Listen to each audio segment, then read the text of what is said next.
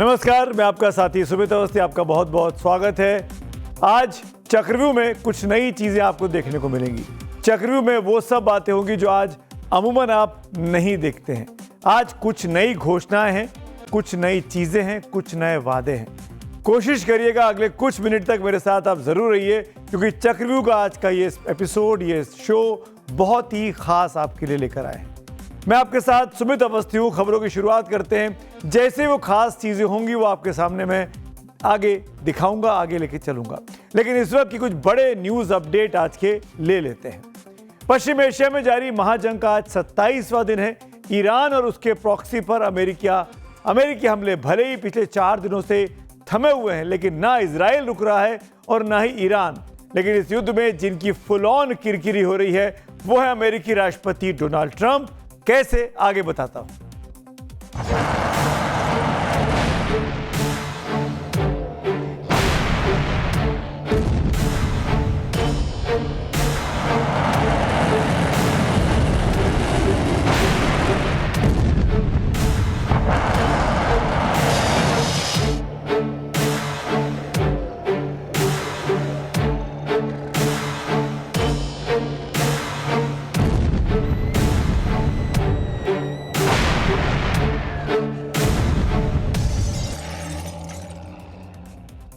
तो आखिर कैसे अमेरिकी राष्ट्रपति डोनाल्ड ट्रंप के बुरे दिन शुरू हो चुके हैं, यह भी आपको बताएंगे। थोड़ा इंतजार कीजिए।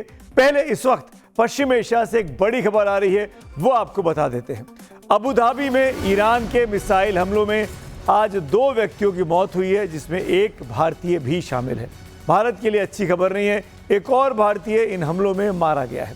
अबू धाबी मीडिया ऑफिस के ऑफिशियल बयान के मुताबिक एयर डिफेंस सिस्टम ने एक बैलिस्टिक मिसाइल को सफलतापूर्वक आज मार गिराया था, लेकिन वो मिसाइल का मलबा जहां गिरा उसकी चपेट में आकर 2 व्यक्तियों की मौत हुई और 3 लोग घायल हुए थे।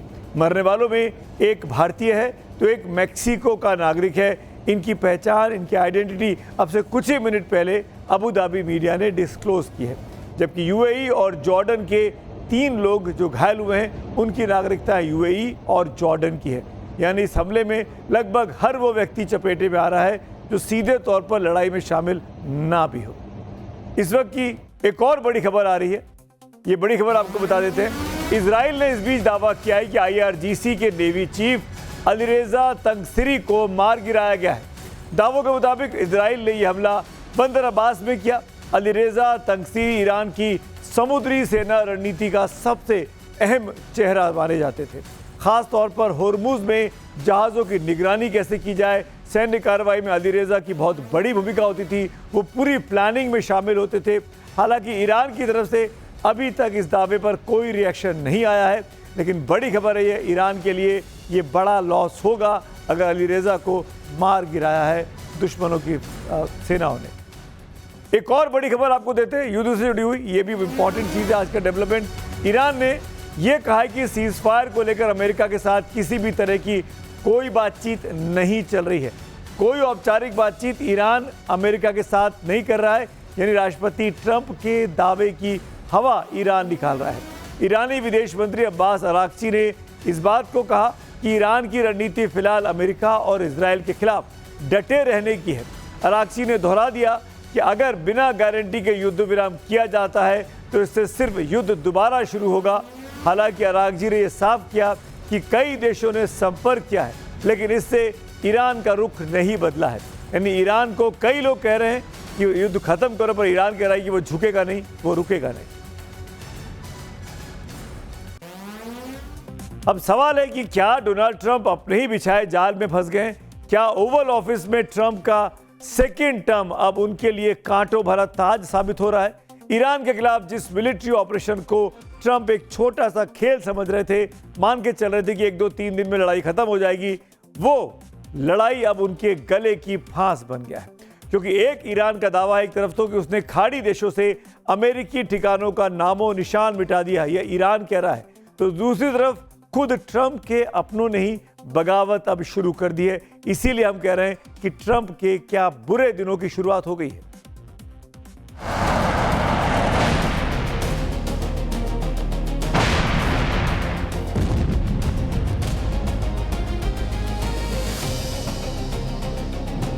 दुनिया जिसे युद्ध कह रही है, ट्रंप उसे जंग मानने को तैयार नहीं। ट्रंप ईरान को कैंसर तो बता रहे हैं, लेकिन ईरान के साथ जारी जंग को सिर्फ मिलिट्री ऑपरेशन बता रही हैं। वजह साफ है, ट्रंप जानते हैं कि अगर उन्होंने ईरान के साथ जारी संघर्ष को जंग कहा तो इसके लिए उन्हें अमेरिकी संसद से अनुमति लेनी होगी, और ये इतना आसान नहीं है क्योंकि पार्लियामेंट में सांसद हर रोज ट्रंप के दावों की हवा निकाल रहे हैं। सीनेटर क्रिस मर्फी कह रहे हैं कि स्ट्रेट ऑफ हॉर्मुज तो जंग शुरू होने से पहले ही खुला हुआ था, तो फिर इस पूरी जंग का मतलब क्या था? क्या सिर्फ पूरी दुनिया को संकट में डालना ही ट्रंप का मकसद था? इतना ही नहीं, पिछले दिनों अमेरिका के काउंटर टेररिज्म चीफ और ट्रंप के कोर टीम के मेंबर जो कैंट पहले ही इस्तीफा दे चुके हैं, यानी घर के अंदर ही ट्रंप अलग थलग पड़ रहे हैं। अब एक और अजीब बात देखिए, ट्रंप कह रहे हैं कि सीज फायर पर बात चल रही है, लेकिन व्हाइट हाउस के प्रेस सेक्रेटरी कैरोलिन लेविट आईना दिखा रही हैं। लेविट ने साफ कहा है कि जब तक व्हाइट हाउस औपचारिक ऐलान न करे, किसी भी बात को आधिकारिक नहीं माना जाए।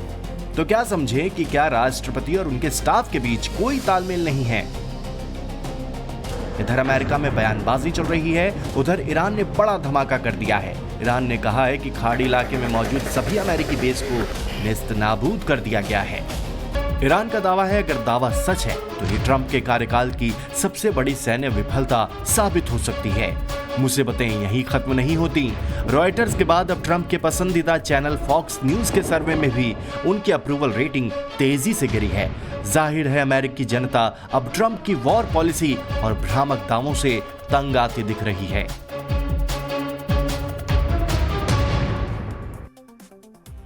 आज से 3 दिन पहले या 4 दिन पहले माफ करिएगा, डोनाल्ड ट्रंप ने जो युद्ध को लेकर एक पॉज बटन दबाया था, 5 दिनों का ब्रेक लिया था, वो कल यानी शुक्रवार को अब खत्म हो रहा है।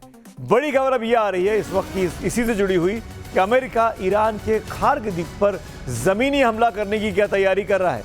इसके जवाब में ईरान ने बॉब अल मंदेब स्ट्रेट को बंद करने की चेतावनी दे दी है कि अगर जमीनी हमला करता है, अपनी सेना को जमीन पर उतारता है अमेरिका, तब बॉब अल मंदेब जो स्ट्रेट है उसको बंद ईरान कर देगा। बाब अल मंदेब लाल सागर का एंट्री पॉइंट है, ये भी एक जलडमरू मध्य है जैसे कि हॉर्मुज है। स्वेज नहर तक जाने वाली जहाज इसी रास्ते से गुजरते हैं। बाब अल मंदेब अफ्रीकी देश जिबूती में मौजूद अमेरिकी मिलिट्री बेस से सिर्फ 30 किलोमीटर दूर है। ऐसे में अगर बाब अल मंदेब स्ट्रेट में भी रुकावट पैदा कर दी जाती है तो पश्चिम एशिया में जारी संघर्ष और ज़्यादा भीषण और खतरनाक होने का अंदेशा बढ़ जाएगा। यानी जो युद्ध पॉज की तरफ जा रहा था, युद्ध विराम की तरफ जा रहा था, वो और ज़्यादा भड़क सकता है, लेकिन उसके लिए हमको करीब 48 घंटे का और इंतज़ार करना पड़ेगा। इस बीच में एक और बड़ी खबर आपको बता दें, स्ट्रेट ऑफ हॉर्मुज को लेकर एक बड़ी खबर है। ईरान ने भारत समेत 5 देशों को हॉर्मुज स्ट्रेट से गुजरने की इजाज़त दी हुई है, वो भी केस बाय केस बेसिस पर। ईरान के विदेश मंत्री अब्बास अराक्ची, उन्होंने कहा कि मित्र देशों को हॉर्मुज से गुजरने की छूट है। इनमें चीन, रूस, इराक और पाकिस्तान भी शामिल है। यानी भारत के साथ साथ ये और 4 देश हैं, जिसमें चीन है, जिसमें रूस है, जिसमें इराक है और पाकिस्तान भी है। यानी ईरान इन 5 देशों को मित्र देश कह रहा है। डोनाल्ड ट्रंप लगातार कह रहे हैं कि ईरान फिनिश, लेकिन जमीन पर हकीकत कुछ और दिखाई देती है। ईरान और उसके प्रॉक्सी संगठनों ने इजराइल के सीने पर सीधे वार करना शुरू कर दिया है। टेल अवीव के पास कफर कासिम में ईरानी मिसाइलें बरस रही हैं, तो वहीं हिजबुल्लाह ने एक दिन में 85 हमलों का रिकॉर्ड तोड़ा है। आपको याद होगा कल लेबनान में हिजबुल्लाह के एक ठिकाने के नाम पर मस्जिद को निशाना बनाया था, ऐसा आरोप इजरायली सेना पर लगा।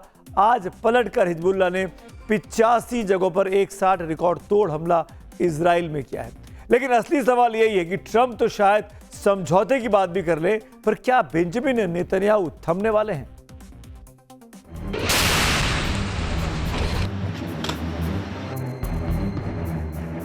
ट्रंप के पॉज बटन के बावजूद ईरान इजराइल के दिल तक प्रहार कर रहा है। सेंट्रल इजराइल के कफर कासिम से आई तस्वीरें रोंगटे खड़े कर देने वाली हैं। एक ईरानी मिसाइल सीधे सड़क किनारे खड़ी कार पर जा गिरी। तेल अवीव के पूर्वी इलाके आग के गोलों में तब्दील हो चुके हैं। इधर ईरान का प्रॉक्सी हिजबुल्लाह ने इजराइल की नींद उड़ा दी है। पिछले 24 घंटों में रिकॉर्ड 85 स्ट्राइक। हिजबुल्लाह के सटीक हमलों ने तेल अवीव के मिलिट्री ठिकानों को निशाना बनाया। जहां ट्रंप सीज फायर और बातचीत की स्पेकुलेशन में उलझे हैं, वहीं इजरायली पीएम बेंजामिन नेतन्याहू ने अपना इरादा साफ कर दिया है। कह दिया है कि लेबनान की स्थिति को बुनियादी तौर पर बदलने के लिए कुछ भी करेंगे। सवाल बड़ा है कि क्या इजरायल की जिद अब जंग की ऐसी आग में झोंक देगी जहां से वापसी का कोई रास्ता नहीं।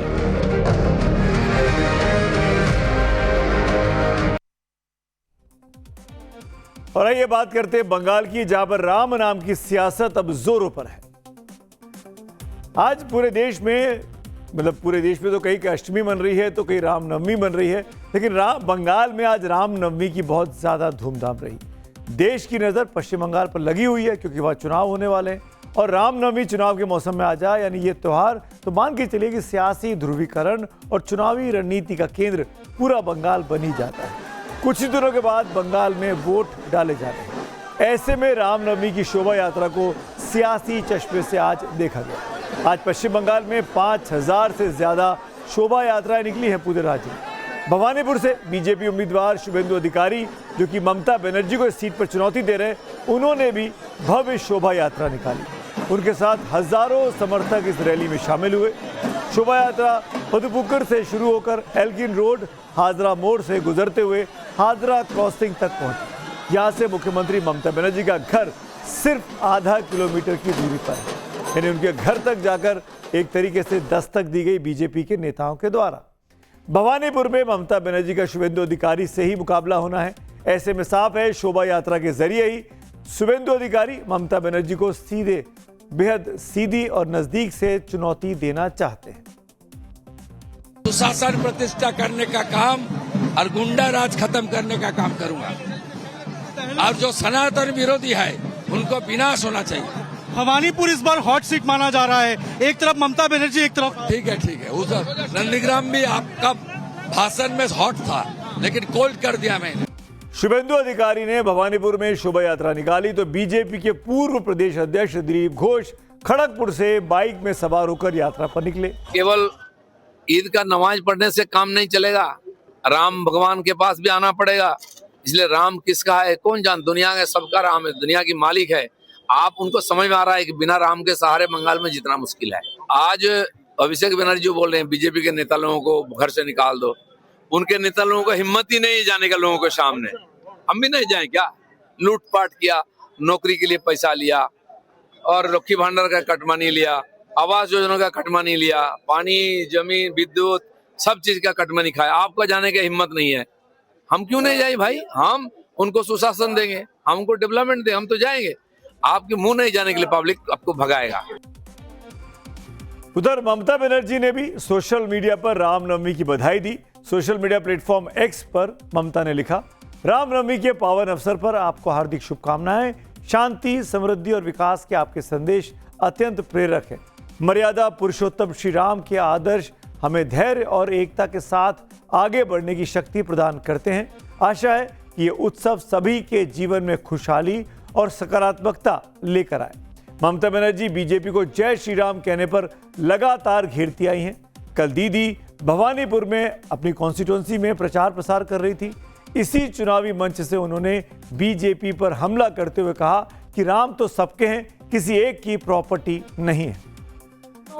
शांतिते पालन करबेन, प्रशासनेरो जारा आছেন भगवान राम आपकी प्रॉपर्टी नहीं है, भगवान राम सबके हैं ना হয়, কারণ रामनवमी सबके लिए है। মিছিল আমরা সবাই করি।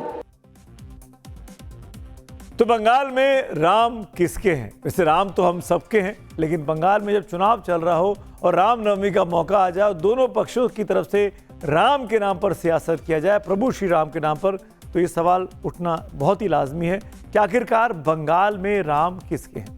ये सवाल हमेशा से उठा है। बीजेपी पर वोट के लिए राम के इस्तेमाल का आरोप उनके विरोधियों ने लगाया है।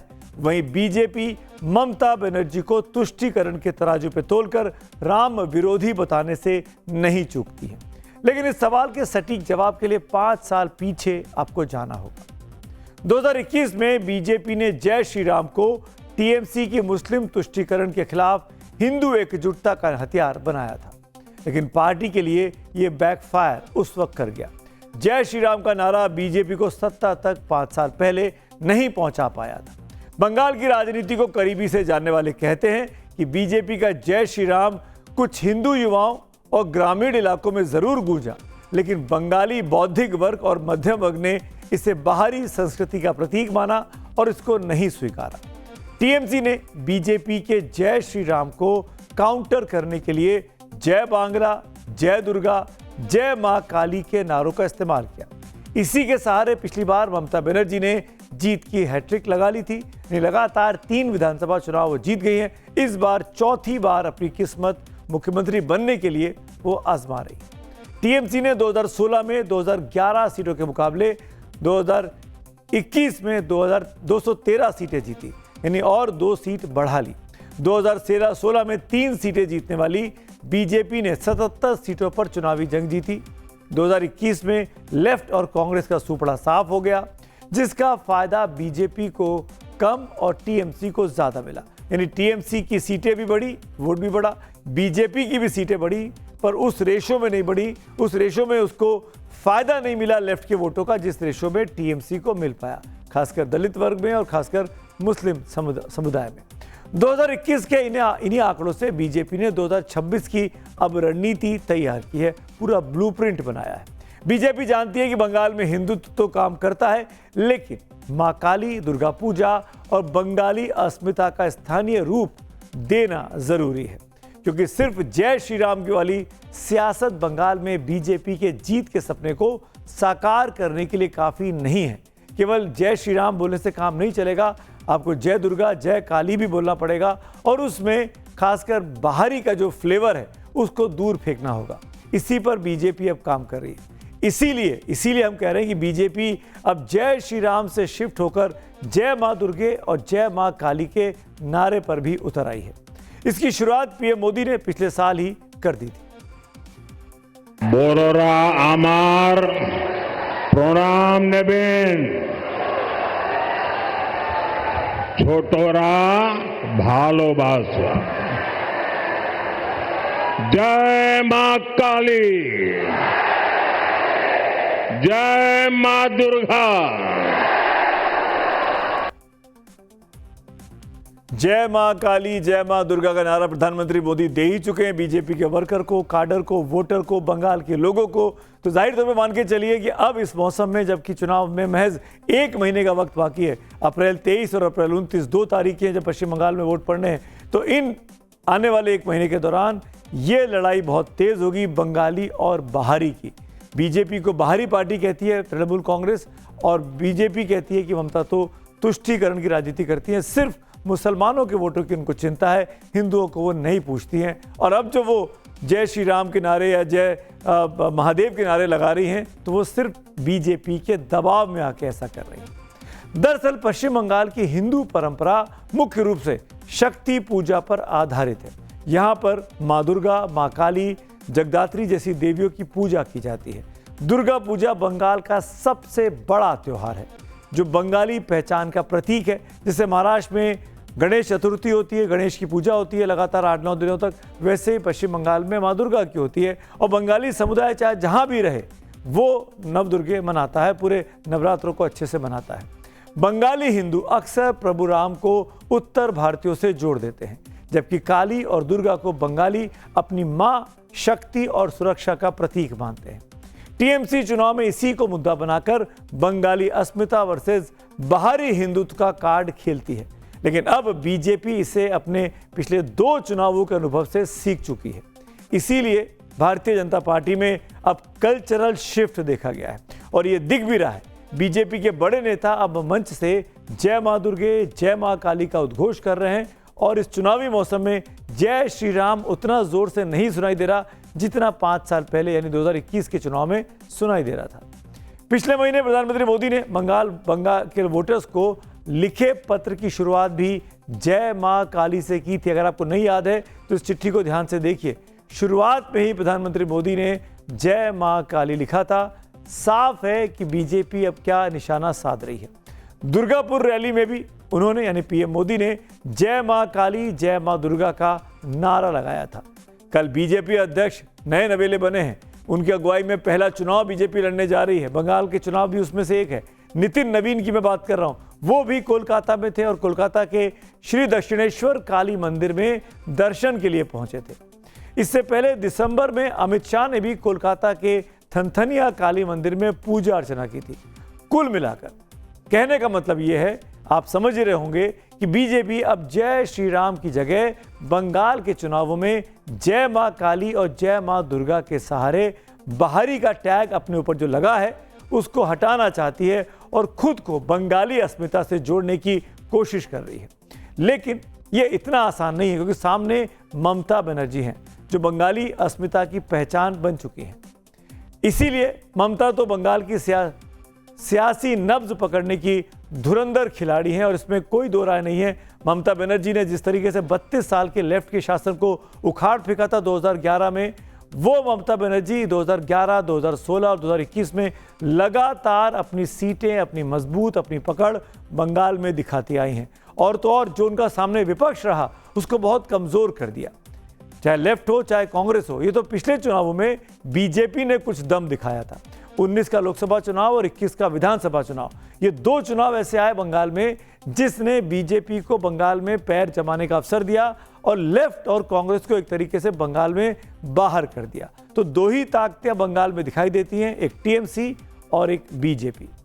अब ऐसे में बीजेपी की रणनीति इस बार कितना काम करेगी कि वो जय श्री राम के बदले जय मां दुर्गे या जय मां काली बोले, उसके जरिए बंगाली अस्मिता को टटोले, तो क्या बंगाल के लोग, बंगाल के वोटर इससे बीजेपी से, प्रधानमंत्री मोदी के प्रयासों से प्रभावित होंगे? ये तो हमको 4 मई को पता चलेगा जब नतीजे सामने आएंगे। नतीजे कब सामने आएंगे ये कहना अभी तो जल्दबाजी होगा, लेकिन 4 मई तक का इंतजार करना होगा।